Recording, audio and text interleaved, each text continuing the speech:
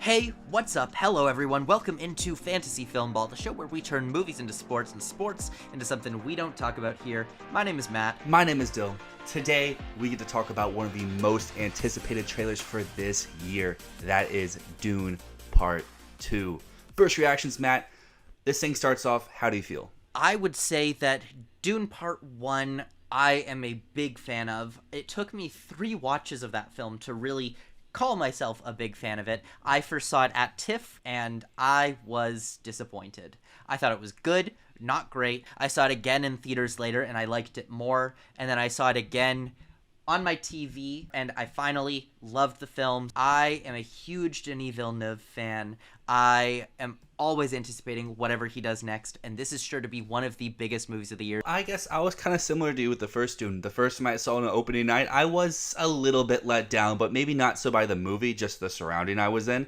There was this guy like 3 rows in front of me to the right who was playing like crossword puzzles the whole time with his phone brightness on like max. Keep in mind, this is the very first showing in IMAX. Like, he had to go out of his way. It wasn't like, oh, I'm just stumbling to watch a movie, because it was sold out as well. So that kind of detracted from the overall viewing, but I went back, I watched it again, I loved it.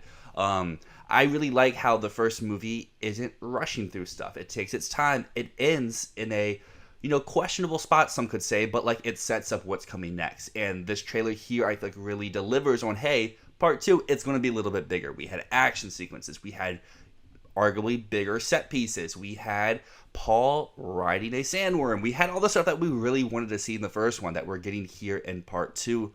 Plus, we have new cast members. We have cast members from the first one that are getting bigger roles.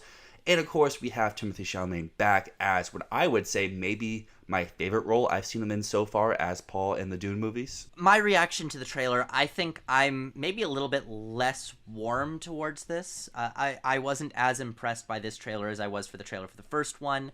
And I guess my vibe overall was that I was just seeing what we saw in the first one. Yes, there was more action. Yes, we finally see the sandworm being ridden, but it had me only excited as a moviegoer, not so much as an Oscar predictor, because looking at this, all I could think was, this looks, it sounds, it feels exactly the same as the first movie. That's good news for being a fan of the movies, because it means that I know I'm not going to be disappointed, but it kind of just confirms what I've been thinking about this one's Oscar chances, which is, this is not going to be bigger than the first one. This is not doing anything different. It's going to miss out on a few of the nominations that the first one got, because it's not new anymore. It's not novel. It's just more of the same being done very well. I just feel like, depending on how this movie goes, it may not win as much, but some of the nominations may be safe, because at least early box office tracking for this movie looks like it could do double what the first one does, which could help for its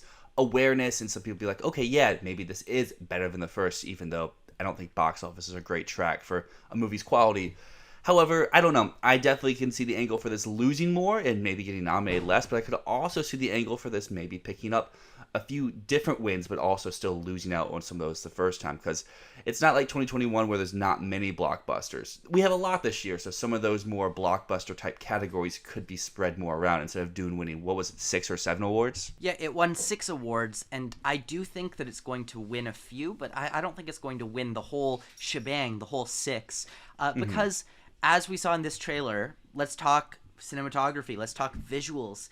I would say, for the most part, the visuals are the same, but we see some sneaky bits in black and white. Now, I wonder how much of the film is in black and white, or if it's just like a few sequences, a few flashbacks. I think that's a really interesting thing that might give it an edge in cinematography. But the other thing is, everything on Arrakis looked exactly the same as things that I think we've seen before. This doesn't look like a step up from the first one to me. I would say, to maybe defend the cinematography a little bit, it looks like on each different planet, maybe there's a different color grade, different lighting sort of thing. That could be your angle. Be like, hey, yeah, Arrakis looks the same, but this place, that place, they look a little bit different. Also, here's another thing. This whole movie is shot in IMAX rather than the first one being just select sequences.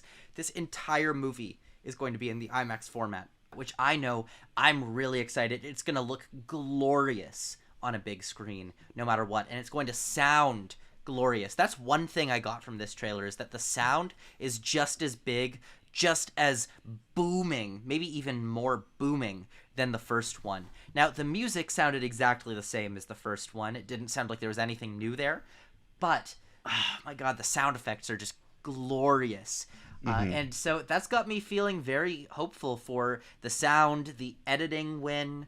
That seems like it could happen for this movie again. The sound especially, I mean, just the boom, boom, boom of the tracker in the beginning throughout the whole trailer. That was very engrossing, and like you felt like you were in there. And I'm sure once we see this trailer in an actual cinema, it's going to be even more loud, even more impactful. Got to see some fresh new faces. We got Austin Butler, we got Florence Pugh.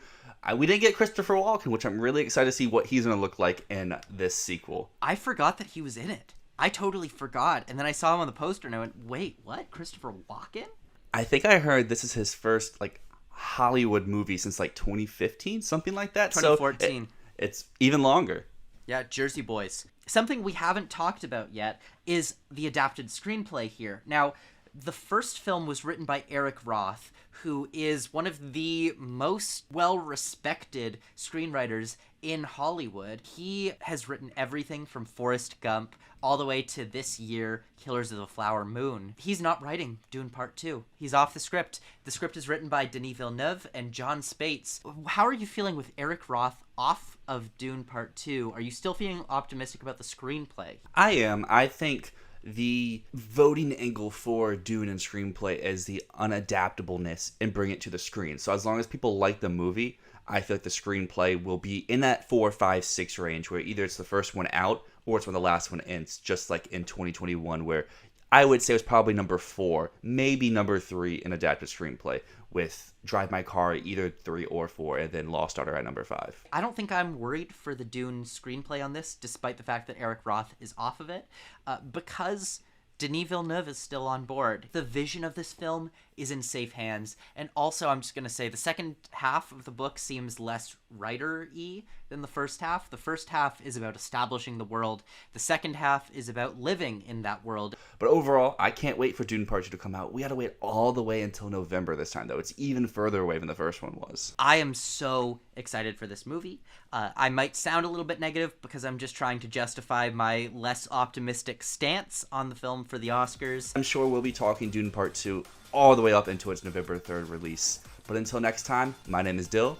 And my name is Matt, and this is Fantasy Filmball.